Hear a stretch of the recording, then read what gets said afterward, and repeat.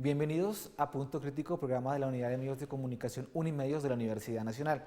Hoy hablaremos de crisis alimentaria, qué efectos tiene, cómo es concebida y si es verdad o no que en Colombia falta alimento para alimentar a las personas y cómo se ha visto lo que se ve hoy en día de la desnutrición en menores. Acompáñenos.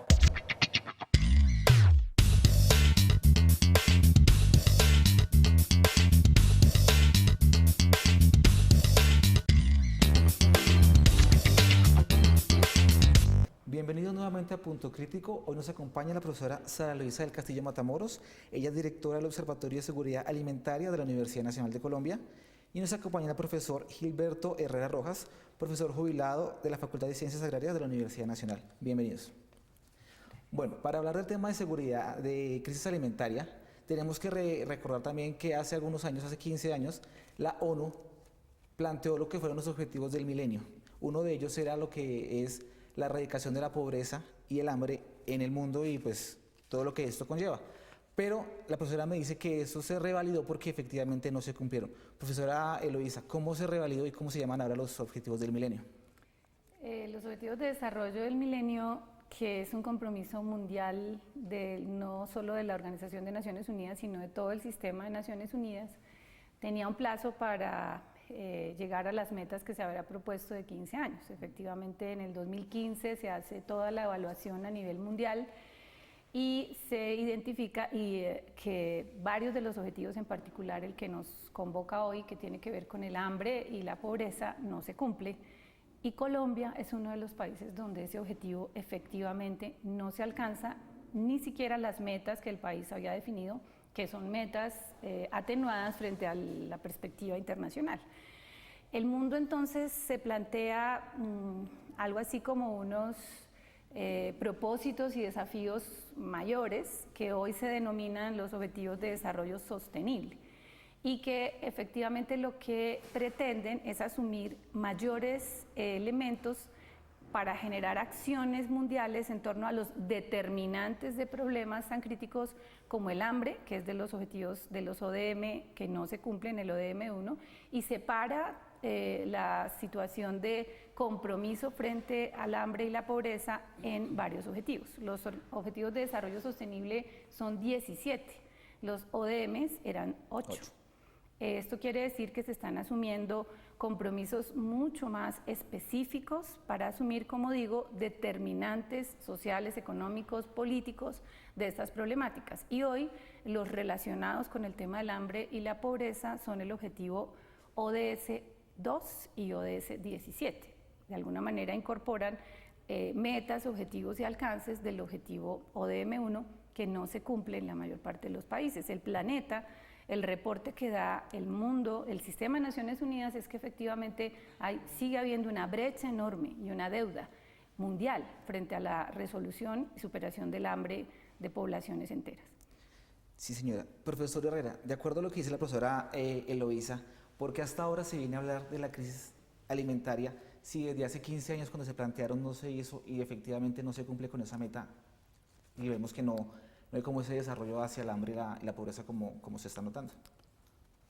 Bueno, las crisis alimentarias han existido en diferentes épocas, pero hoy en día podemos decir que las crisis alimentarias no se deben tanto a la escasez de alimentos en el mundo. Eso es parte de un mito de que es que hay escasez de alimentos en el mundo. Eso no es cierto. Hoy en día se producen más alimentos de los que podemos consumir. Es más, la gran parte de la producción de alimentos es para alimentación animal. Entonces, eso es, digamos, que es una parte que hay que clarificar. Lo otro es que, si bien es cierto que el cambio climático tiene un efecto en la producción de alimentos, pero el cambio climático en una buena medida es producida por la actividad del hombre. Y asimismo, el hambre que se aguanta en regiones del mundo, en regiones de los países y en estratos poblacionales de los países son consecuencia de decisiones humanas. Entonces, el problema en Colombia específicamente, que haya sectores de población que tengan problemas de hambre y de pobreza, es un problema político y es un problema económico. O sea, hay intereses detrás, económicos, que hacen que las personas no puedan acceder a los alimentos. En Colombia hay suficiente disponibilidad de alimentos. El problema es que no todo el mundo tiene acceso a los alimentos y la solución que se da desde la política pública es que a las personas más vulnerables el Estado les debe solucionar el problema de alimentación, y ese es un enfoque paternalista, es un enfoque que no es sostenible en el tiempo. Profesora Luisa, el profesor Herrera nos dice que la crisis alimentaria no es por falta de alimentos, entonces es por falta de políticas. ¿Qué políticas ha tomado el gobierno colombiano en referencia a esta crisis que se vive sobre todo en la parte alta de La Guajira y en algunas regiones como de la Amazonía y estas partes de Colombia? Sí, yo quisiera decir, como en la línea que lo plantea el profesor Herrera, es el tema de las crisis alimentarias. Tendríamos que plantear de qué crisis alimentaria estamos hablando, porque efectivamente en países como África, países que realmente tienen situaciones de grandes territorios desérticos donde no hay producción de alimentos, y nos sorprenden otros países con producción de alimentos donde uno menos lo cree y se distribuyen a la población, es absolutamente antiético, no paradójico como han dicho ciertos teóricos, sino antiético, que en un país que tiene vocación agrícola, que tiene toda la posibilidad de producir los alimentos de muchos pisos térmicos, como lo ha planteado el profesor Herrera en varios de sus escritos, ¿cómo es posible que un país que puede ser una potencia en la producción de alimentos y que tiene toda la posibilidad de producir alimentos de origen animal y vegetal, tenga territorios completos donde se mueren específicamente poblaciones vulnerables como los niños y niñas de hambre? Estamos hablando de muchas Colombias en una Colombia, y no estamos mirando hacia las políticas públicas que deben resolver ese problema. Y aquí hay que decir que Colombia no tiene problemas solo en La Guajira, está Chocó, están zonas del Pacífico colombiano, zonas de la Orinoquía colombiana y en Bogotá, donde hay muertes por hambre. O sea, es más un tema de inequidad. Yo creo que si una política pública no se piensa desde la seguridad y la soberanía alimentaria para resolver los problemas de inequidad a los que se someten a regiones, territorios y poblaciones muy amplias de este país, que le interese al país, que es tal vez una de las cosas de las que adolece esta propuesta del COMPES Guajira, donde otra vez las instituciones con seguramente buena intención, errados en términos de una política pública integral para abordar los problemas de manera estructural. El problema de La Guajira es un problema estructural, de inequidad, es un problema de olvido, es un problema de falta de servicios. Fíjense que no es toda La Guajira, es un problema de la Alta Guajira. La Baja Guajira es una región tremendamente rica y productiva. O sea, en el mismo departamento podrían resolverse los problemas con distribución de riqueza, con políticas públicas no asistencialistas, sino políticas públicas de cambio integral y estructural. Profesor Herrera, la profesora Eloísa dice que esto es un caso más de inequidad en el caso de La Guajira, la parte del desarrollo de La Guajira, pero también tendría algo que ver la parte cultural de los indígenas guayos, que no dejan que el hombre, como ellos lo llaman, el hombre blanco, entre a ayudarlos. No, yo creo que es un problema digamos, de un enfoque centralista, de una concepción centralista del desarrollo del país. Y es también de un enfoque de una clase dirigente que considera que ellos son los que tienen las decisiones de qué hacer en el país. Y entonces es un enfoque de exclusión. En este caso de La Guajira hemos visto que el gobierno central es el que toma las decisiones de qué hay que hacer en La Guajira. En general lo que se ha hecho, por ejemplo, con el programa de alimentación escolar es una decisión central, en donde los municipios, las comunidades, ellos apenas son receptores de esos programas, ellos no participan. Entonces, en la medida de que no se permita la organización de las comunidades, su expresión política de los deseos de lo que ellos necesitan, que los planes de desarrollo sean desde el municipio al departamento, a la nación, y que la nación sea más bien el coordinador de todo eso, mientras la política pública sea diseñada desde el centro, está diseñada para defender intereses excluyentes. Y ese enfoque implica de que el Estado puede entonces a los más vulnerables darles una limosna, darles una ayuda, y el desarrollo no se genera sobre la base de la limosna. Sí, profesora Luisa, hace un momento mencionaba que no solamente en la parte de La Guajira y el Chocó hay niños que mueren por desnutrición o por la crisis alimentaria. También se ve en Bogotá. En Bogotá, uno creería que en Bogotá no pasa eso. ¿En Bogotá cómo son esos casos o cuáles son los que más son relevantes? Sí, siempre hemos dicho desde el Observatorio de Seguridad Alimentaria y Nutricional de la Universidad Nacional al que pertenecemos el profe Herrera y yo, que no debemos guajirizar el discurso, porque nuevamente entonces viene la variable indígena, que la etnia guayú, que es la más grande, que debíamos conocer más, no quiere dejar que se trabaje. Pero creo que el tema de inequidad vuelve a ser un elemento importante, incorporaría además un concepto de brecha, o sea, tenemos unas brechas enormes de atención a poblaciones vulnerables. Bogotá, como reflejo de todo este país enorme y con muchas desigualdades, está lleno de población que migra o que se tiene que ubicar en los que llamábamos coloquialmente cinturones de miseria de la ciudad. Ahí están los casos. Hay población que viene desplazada y hace asentamientos en Bogotá, población que está generándose a partir de todo este tema tan mal manejado de la población que se saca del Bronx y todos estos barrios aledaños, por ejemplo, donde se han registrado las muertes por hambre, son en estos territorios a donde vienen indígenas en Vera, desplazados por diferentes circunstancias, no solamente por la violencia, sino por los grandes proyectos mineros de este país que los desplazan. Entonces, por ejemplo, en zonas como La Favorita en Bogotá, donde la Universidad Nacional hace intervención, se identificaron situaciones críticas de desnutrición y Bogotá ha registrado problemas de mortalidad por hambre específicamente por desnutrición. Eso es absolutamente absurdo, donde aquí está concentrada toda la atención, toda la institucionalidad, todos los programas y ofertas alimentarias. Pero uno empieza a mirar qué casos son y son casos de población desplazada, de población que es excluida o no incluida de la manera que es en las ofertas sociales en Bogotá. Pero si uno ve la ruta, está Colombia, que está plagada de situaciones de inequidad y un elemento adicional que me parece importante en el caso de Guajira, Chocó, Cauca, no tanto Cauca como las zonas donde se han generado todos los escándalos en torno al programa de alimentación escolar, y es el tema de la corrupción. El tema de la corrupción hoy es un tema que ha servido de disculpa del gobierno central para decir que es en los territorios donde se roban la plata y que ellos qué pueden hacer. La corrupción es un escenario que ha agenciado el Estado. Cuando ha cambiado una asistencia alimentaria, una atención alimentaria, la ha convertido en un asistencialismo empeorado con la lógica de los operadores. ¿Qué es eso? La tercerización de la oferta social alimentaria, de generar la asistencia y la oferta social de este país está tercerizada. ¿Qué son esos? Operadores. Es una manera de generar un caldo de cultivo para la corrupción. La agencia, el nivel central, como bien dice el profesor, y allá se hacen corrupción. Y la corrupción, ¿de quién depende y quién debe controlarla?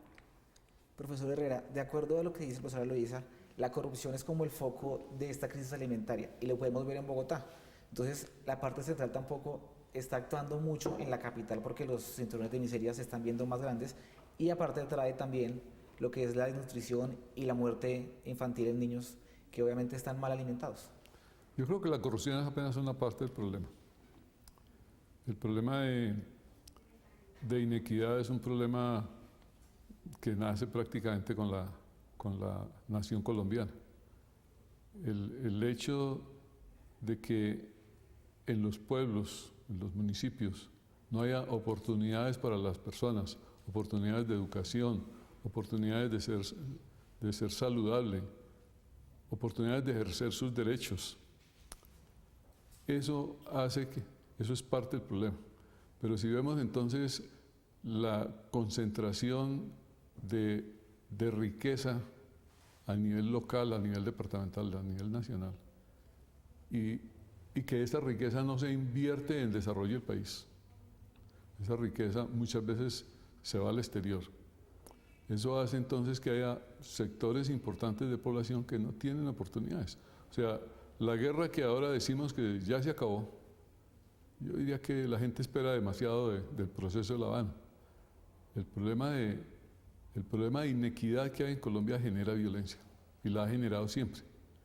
Entonces, el problema de de darle oportunidades a la gente de educarse, de trabajar, de tener sus propias oportunidades de solucionar sus problemas económicos, especialmente de tener los recursos disponibles para adquirir alimentos, ese es el problema. Entonces, si en los grandes proyectos, en las grandes decisiones que se plantean a nivel nacional, hubiera participación local, es que un buen ejemplo son los proyectos mineros. O sea, ¿por qué desde el centro se decidió que todo el territorio se iba a entregar a grandes compañías, ignorando que este es un país ocupado? Entonces, eso genera una inequidad terrible, desplazamiento, violencias, cruces de muchas violencias, y allí se genera una gran parte del problema de la crisis alimentaria. Entonces, en regiones en donde el agua ya no sirve, en donde los medios naturales para producir se han deteriorado, y no se deterioran porque sí, se deterioran porque intereses económicos los destruyen para acumular una riqueza en el menor tiempo posible. Ese es el problema. Profesora Luisa, entonces, digamos, podemos decir que la crisis alimentaria que se ve en los niños es más como un reflejo de lo que pasa en corrupción, inequidad, en malos manejos, en falta de oportunidad, porque el país, digamos, tiene ese desarrollo sostenible en las regiones. Hace poco leí también que en Colombia las regiones tienen más alimentos que la misma capital, porque es allá donde se produce. Pero entonces esa falta de inequidad, de corrupción, es lo que está afectando a que se vean los índices de mortalidad en niños, la desnutrición que se ve hoy en día en Colombia. Sí, creo que la crisis alimentaria de la que estamos hablando, que hay que decir que es mucho más compleja que la crisis que se ve en otras latitudes de este planeta. Colombia es un país tremendamente complejo, y explicar la crisis alimentaria como desabastecimiento o simplemente que no se produce o que falta de agua es solo, como bien dice el profesor Herrera, un elemento. El elemento de la inequidad, que es el elemento que debería tomarse de primera mano en las políticas públicas, es el que de alguna manera tendría que ponerse presente para cerrar las brechas que se tienen en Colombia.